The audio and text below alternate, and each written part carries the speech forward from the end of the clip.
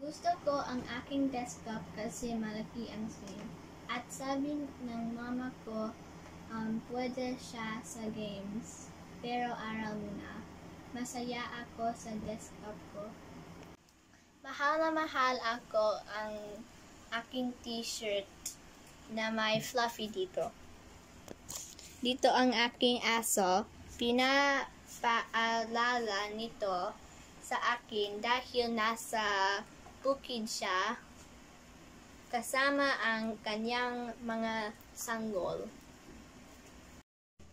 Ang paborito kong pagkain ay salmon dahil masarap siya lalo kung baked at kasama ng corn. Nakakagutom. Okay, kaya mahal ko ang aking bahay. Sanhi talaga. Lumaki ako roon.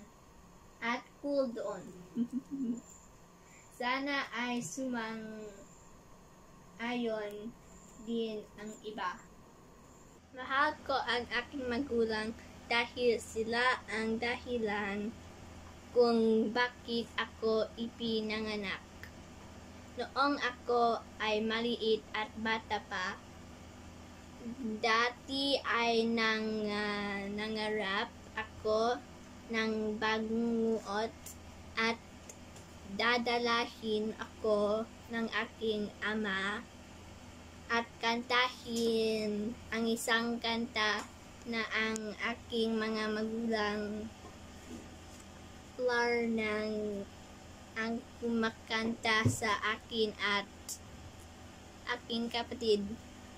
Sila lulutin kami ang pagkain at masumikap lamang upang makapasok kami sa paaralan at makapagkain at higit sa lahat mahal ko silang dalawa.